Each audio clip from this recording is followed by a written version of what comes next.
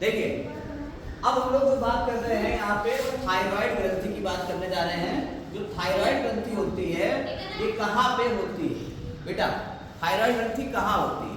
आपके गले में यहाँ पे थायराइड ग्रंथि होती है, कुछ इस तरीके से होती है। आगे से तो ये जुड़ी हुई है, पीछे की तरफ दो लोब्स हैं, एक ये है और एक ये है। इन दोनों लोब में भी पैराथायराइड ग्रंथि होती है, यानी आपकी ग्रंथि कुछ इस तरीके से है, ऐसे। ये आगे से तो ऐसे जुड़ी हुई है, पीछे ये गोल गोल लिख रहा है। इसमें ये जो चार ग्रंथियां हैं, ये 1 2 इधर 1 2, ये पैराथायराइड ग्रंथि है। ये कौन है? ये पैराथायराइड। और ये जो गोले हैं ये लोब किसके हैं? ये थायराइड ग्रंथि है। समझ में आई बात क्या नहीं? yes, ऐसे थायराइड ग्रंथि होती है, आगे से ऐसे, ठीक, गले में होती है। इस ग्रंथि से मेनली दो हार्मोन निकलते हैं, एक का नाम है थायरॉक्सिन। थायरॉक्सिन दो तरीके के हो सकते हैं, ट्राई आइडोथायरोनिन और टेट्रा आइडोथायरोनिन। यानी कि इसमें क्या हुआ, ये जो हार्मोन होता है ये हार्मोन आपका टाइरोसिन नाम के एमिनो एसिड से बनता है। टाइरोसिन कौन सा एमिनो एसिड है? टाइरोसिन। ये अमीनो अम्ल है, ठीक है।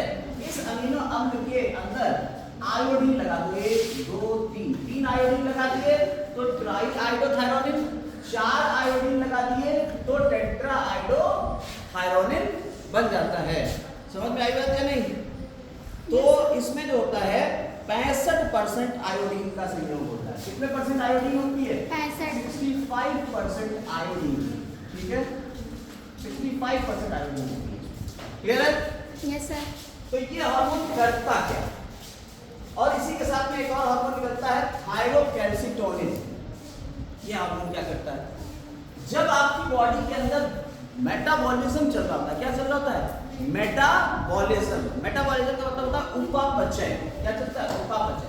उपापचय का मतलब क्या होता है? देखिए आप लोगों ने क्या खाया? आप लोगों ने खाया दाल। दाल में क्या मिला आपको? प्रोटीन।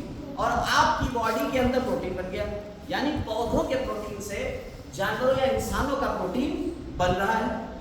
ये कैसे बन रहा है? पौधों के प्रोटीन से इंसानों का प्रोटीन कैसे बन रहा है? इसके पीछे क्या होता है कि पहले जब आप दालें खाते हो या कोई भी प्रोटीन की चीजें आप लेते हो, मान लीजिए आपने अंडा खाया, मीट खाया, ठीक है, आपने पनीर खाया, ठीक, आपने मशरूम खाया, ये सब प्रोटीन वाली चीजें। आपने जब ये खाई तो आप उसे चबाते हो, चबा के इसे तोड़ते हो। तोड़ने के बाद एंजाइम जो होते हैं वो भी इसके ऊपर काम करते हैं और इसे तोड़ते चले जाते हैं। तो प्रोटीन टूटते टूटते अमीनो अम्लों में टूट जाता है, इसे कहते हैं उपचय, कैटाबॉलिज्म, ठीक है। कैटाबॉलिज्म क्या कहते हैं इसे? कैटाबॉलिज्म।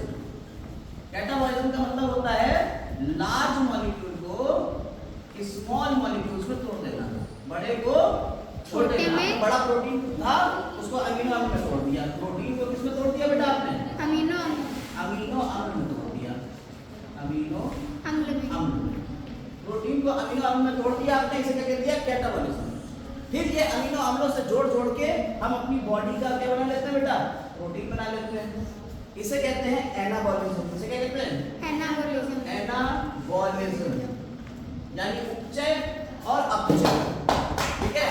कैटाबॉलिज्म और एनाबॉलिज्म, टूटना और फिर से जुड़ना, दोनों को मिला के क्या कहते हैं? उपापचय। मिला के क्या कहते हैं? मेटाबॉलिज्म। मेटाबॉलिज्म मतलब उपापचय। मेटाबॉलिज्म का क्या होता है? उपापचय। ये हमारा जो उपापचय है उसको नियंत्रित करता है कौन? थायरॉक्सिन। यानी हमारी बॉडी में कब कौन सी चीज टूटेगी और कौन सी चीज बनेगी, इसको मेंटेन रखने का काम कौन करता है? थायरॉक्सिन। कहां से निकल रहा है? थायराइड ग्रंथि से निकल रहा है, ठीक। दूसरा है थायरोकैल्सिटोनिन। इसी के अंदर से कैल्सिटोनिन नाम का भी एक हार्मोन निकलता है। ये हार्मोन क्या करता है? ये आपकी बॉडी के अंदर से जो ज्यादा कैल्शियम है उस कैल्शियम को कहां लिया जाएगा? यूरिन में मिला देगा, मूत्र के मार्ग से इसे बाहर निकाल देगा। यानी आपकी बॉडी के अंदर अगर मान लीजिए कैल्शियम का लेवल ज्यादा हो रहा है, आपकी बॉडी में कैल्शियम ज्यादा है, तो कैल्शियम को उठाएगा और यूरिन के थ्रू बाहर निकाल देगा। यानी बॉडी में कैल्शियम के लेवल को ये कम करेगा। यानी कैल्शियम को कम करने का काम किसका है? थायरोकैल्सिटोनिन का। समझ में आई बात या नहीं? अब क्या होता है कि कभी कभी ये हार्मोन नहीं निकल पाता, थायरॉक्सिन हार्मोन सही से नहीं बन पाता है। क्यों? आयोडीन की कमी की वजह से। आप लोगों ने आयोडीन युक्त नमक के बारे में सुना होगा। वो आयोडीन युक्त नमक क्यों खा रहे हैं? इसीलिए खा रहे हैं कि टायरोसिन के अंदर कौन जुड़ता है? आयोडीन जुड़ता है और कौन सा हार्मोन बनाते हैं? थायरॉक्सिन हार्मोन बनाते हैं, इसीलिए हम आयोडीन खा रहे हैं। आपने आयोडीन कम खाया या आपकी बॉडी के अंदर आयोडीन कम मिला, जिसकी वजह से आपको घेंघा रोग हो जाता है। कौन सा रोग हो जाता है? घेंघा रोग। तो आयोडीन की कमी से थायरॉक्सिन हार्मोन कम निकला और इसकी वजह से आपका घेंघा रोग हो गया, वाइटर हो गया। समझ में आ गई बात या नहीं? अब इसके कुछ और भी फंक्शंस हैं, जैसे ये हार्मोन बेसल मेटाबॉलिक रेट यानी आधारीय उपापचय दर को नियंत्रित करते हैं। दूसरा, ये हार्मोन वृद्धि तथा भिन्नता में महत्वपूर्ण भूमिका निभाते हैं। तीसरा, ये हृदय स्पंदन की दर यानी दिल के धड़कने की दर को भी प्रभावित करते हैं और इस वजह से शरीर का तापमान भी नियंत्रित करने में इनका बड़ा योगदान रहता है। समझ में आ गई बात है? ये तो हो गया आपका थायराइड ग्रंथि और उससे निकलने वाले हार्मोन, और अगर कम निकलेगा तो क्या होगा। ठीक, अब आती है दूसरी ग्रंथि जिसका नाम है पैराथायराइड ग्रंथि। ठीक है, ये हो गई हमारी चौथे नंबर की ग्रंथि, पैराथायराइड ग्रंथि। पैराथायराइड ग्रंथि क्या करती है? पैराथायराइड ग्रंथि से जो हार्मोन निकलता है वो बिल्कुल उल्टा है कैल्सिटोनिन का। इस हार्मोन का नाम है पैरथ हार्मोन। इसका नाम क्या है? पैरथ हार्मोन। पैरथ हार्मोन कैल्सिटोनिन का बिल्कुल उल्टा काम करता है। ये क्या कर रहा था? आपकी बॉडी के अंदर कैल्शियम के लेवल को कम कर रहा था, यानी आपकी हड्डियों के अंदर अगर कैल्शियम ज्यादा था तो उसे हड्डियों से कैल्शियम को निकाल लेगा। बॉडी के अंदर अगर आपने कैल्शियम वाली गोलियां खा ली हैं लेकिन कैल्शियम तो सही था ही था पूरा, तो उस कैल्शियम को कहाँ ले जाएगा? यूरिन में ले जाएगा और मूत्र के मार्ग से बाहर निकाल देगा।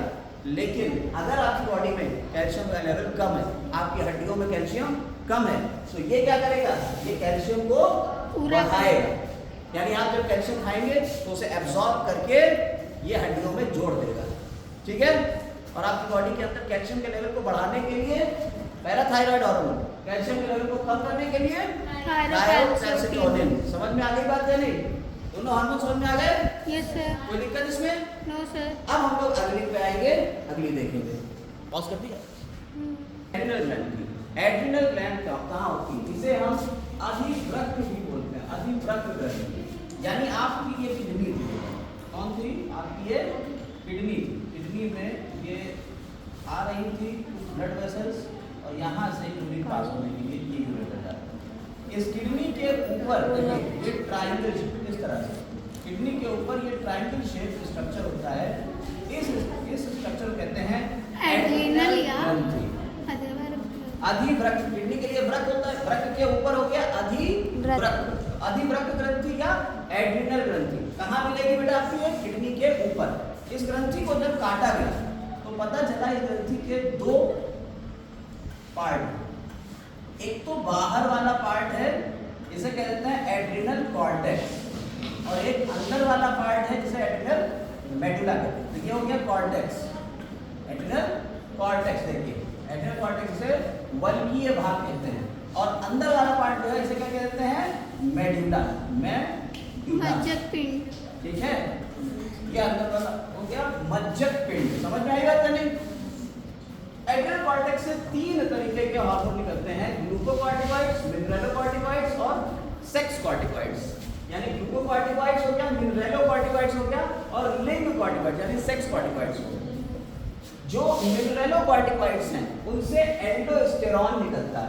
ये तरीके का एल्डोस्टेरॉन क्या है? मिनरलोकॉर्टिकॉइड। ये मिनरल्स, आपके अंदर जो मिनरल्स है, मिनरल मतलब सोडियम, पोटेशियम, कैल्शियम, ये एल्डोस्टेरॉन जब निकलता है तो सोडियम आपकी बॉडी के अंदर जब यहाँ पे ज्यादा निकल रहा होता है तो किडनी के अंदर सोडियम को क्या करता है? रीएब्सॉर्ब कराता है, दोबारा से अवशोषित करने में मदद करता है। एल्डोस्टेरॉन का काम क्या होता है? सोडियम को अवशोषित करना, यानी आपकी बॉडी से बाहर नहीं जाने देगा। किसको? सोडियम को। ये कौन सा है? मिनरलोकॉर्टिकॉइड है। इसके बाद आता है ग्लूकोकॉर्टिकॉइड्स। ग्लूकोकॉर्टिकॉइड्स जो होते हैं इन्हें कॉर्टिसोल भी बोलते हैं। क्या बोलते हैं? कॉर्टिसोल बोलते हैं। स्टेरॉइड हार्मोन है, ये सारे हार्मोन स्टेरॉइड हार्मोन कहलाते हैं। ये कॉर्टिसोल कहलाता है। ये क्या करते हैं कि आपकी कोशिकाओं से कहते हैं कि तुम ग्लूकोज अंदर नहीं लोगे, प्रोटीन अंदर नहीं लोगे। इनहिबिट करता है intake of glucose and protein, यानी ये प्रोटीन और ग्लूकोज को कोशिकाओं के अंदर आने से मना करता है। तब क्या होगा? तो कोशिकाएं क्या करेंगी? जहाँ पे वहाँ ग्लूकोज है बचा हुआ वो उसे ही तोड़ेगी, प्रोटीन बचा हुआ है उसी को तोड़ेगी। समझ में है? नया प्रोटीन नहीं ले रहा है, जो था उसी प्रोटीन को क्या करेंगे, तोड़ना शुरू कर देंगे, उसी ग्लूकोज को क्या करेंगे, तोड़ना शुरू कर देंगे। कैसे करा? ग्लूकोकॉर्टिकॉइड से करा। इसके बाद आते हैं सेक्स कॉर्टिकॉइड्स। ये दो तरीके के होते हैं, एंड्रोजन्स और ईस्ट्रोजन्स। एंड्रोजन्स और ईस्ट्रोजन्स। एंड्रोजन्स मेल में और ईस्ट्रोजन फीमेल में सेकेंडरी सेक्सुअल कैरेक्टर्स बनाने में हेल्प करते हैं। सेकेंडरी सेक्सुअल कैरेक्टर्स हम आपको बता चुके हैं, द्वितीय लैंगिक लक्षण जैसे कि दाढ़ी मूंछ आना, ठीक है, ये सारी चीजें सेकेंडरी। ये कौन करेगा? सेक्स कॉर्टिकॉइड्स यानी लिंग कॉर्टिकॉइड्स। समझ में आएगा? अब आते हैं किसके अंदर? अब एड्रिनल मेडुला से निकलने वाले हार्मोन। एड्रिनल मेडुला से दो तरीके के हार्मोन निकलते हैं, एक का नाम है एड्रिनलिन और दूसरा है नॉरएड्रिनलिन। जब हमने शुरुआत करी थी, आपको बताया था इस चैप्टर में, जब शुरुआत करी थी तो हमने आपको बताया था कि बेटा कुत्ता भौंका आप भागे। तो कुत्ता जब भौंका था तो अचानक से कुछ क्रियाएं हुई थी, अचानक से जो क्रियाएं हुई थी, अचानक से होने वाली क्रियाओं में जो हार्मोन निकलता है कौन है? एड्रिनलिन। और जो नॉरएड्रिनलिन है वो भी तभी निकलता है। करते क्या है काम, जरा समझिए। नॉरएड्रिनलिन पहले देखिए, ये क्या करता है कि हमारी बॉडी के अंदर रुधिर वाहिनियां हैं, 2 मिनट बस, रुधिर वाहिनियां जो ब्लड वेसल्स हैं उनको क्या करेगा, संकुचित करेगा। अब आपके अंदर ब्लड बह रहा है, उसको क्या करते हैं, सिकोड़ दिया। जब ब्लड सिकुड़ जाएगा, यहाँ पे ये रुधिर वाहिनियां पतली हो जाएगी तो ब्लड प्रेशर बढ़ जाएगा, रुधिर दाब बढ़ जाता है। एड्रिनलिन क्या करता है? एड्रिनलिन का काम इसके उल्टा होता है। ये क्या करेगा? एड्रिनल त्वचा, श्लेष्मिक कलाओं और अंतरांगों की पेशियों को तो क्या करेगा, संकुचित करेगा। त्वचा, श्लेष्मिक कलाएं और अंतरांगों को पेशियों को क्या करेगा, संकुचित करेगा। लेकिन ये कंकाल पेशियों, हृदय और यकृत और मस्तिष्क में रुधिर वाहिनी को फैलाता है, वहां ब्लड ज्यादा जाने लगता है। कहाँ कहाँ? कंकाल हो गया, हृदय हो गया, यकृत हो गया और मस्तिष्क में रुधिर के बहाव को बढ़ा देगा एड्रिनलिन। रुधिर बहाव बढ़ जाएगा, आपका काम तेज हो जाएगा, एनर्जी ज्यादा आने लगेगी, अचानक से आप काम करने लगेंगे। ये कहलाते हैं इमरजेंसी हार्मोन, एड्रिनलिन और नॉरएड्रिनलिन। जब इमरजेंसी सिचुएशन होती है, डर लग रहा है, ठीक है, कब कांपने लगे, ये इमरजेंसी में ये निकलता है, इसीलिए इसे फाइट फ्लाइट हार्मोन भी कहते हैं। फाइट फ्लाइट हार्मोन, ठीक है। इस तरह से हमने एड्रिनल ग्रंथि के बारे में भी जान लिया। अब हमारी बाकी चीजें अगली वीडियो में होंगी। आज